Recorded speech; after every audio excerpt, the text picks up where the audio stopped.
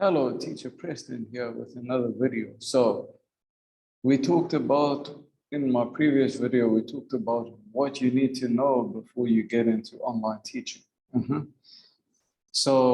And all the technical aspects of teaching online. Now we're going to talk about some strategies that you can use to make your online classes more fun. So always like old school ways of doing things. Why? Because you don't need to charge them. You don't need anything to make them work. They just work. So what I mean by this, things like flashcards, very, very important. So you could introduce vocabulary and then you'd be, what's this? Oh, who is he? Sorry, who is he? He's a farmer. Who's he? He's a doctor. And then do something. Farmer, doctor, getting them to repeat.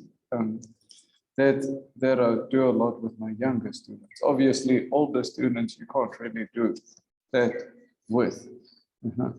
Also, you could, my partner Natasha fiance uses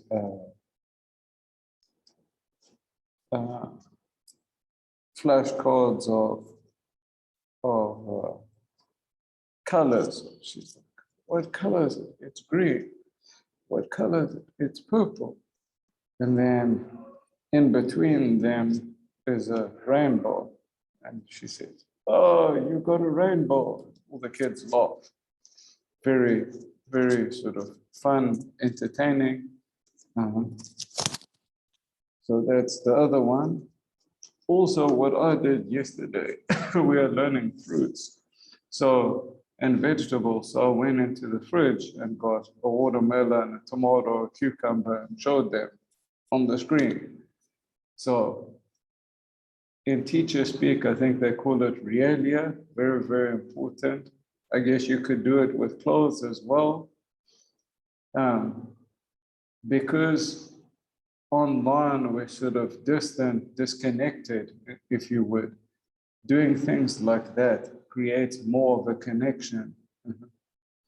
And creating more of a connection will make them remember vocabulary and phrases. Also, coming back to it, things like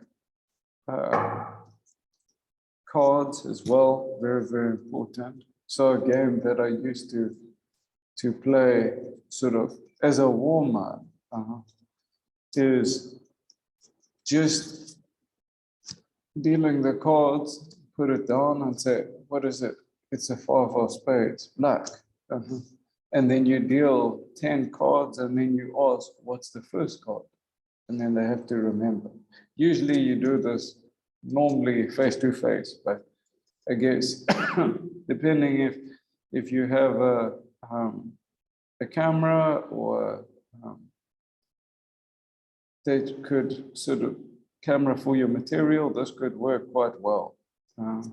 It's good warm-up, good sort of for memory, that kind of thing.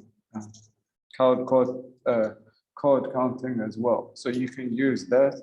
I think what I've done before is I've shown them cup, knife, fork, that kind of thing. Physical objects you can use.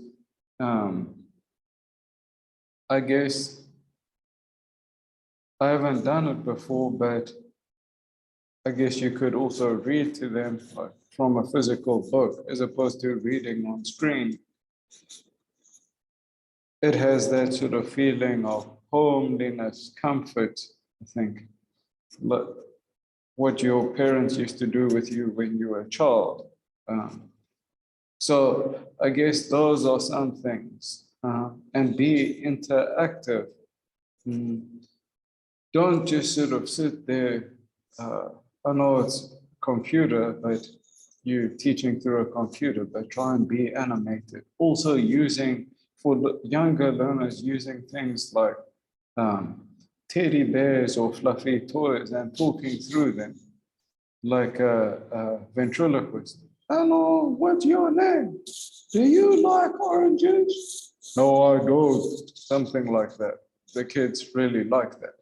So I'd say, just to recap, so using things like flashcards for teaching professions, flashcard games, like I said, with the colors, with the rainbow in between, using actual cards as a warm-up to sort of start things off, especially if you have a camera to show material you can deal.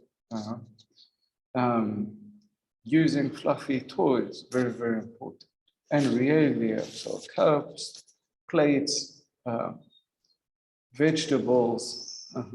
And I'd say, remember to bring realness to your lesson, that touch of sort of reality, because you've got to remember that in this time,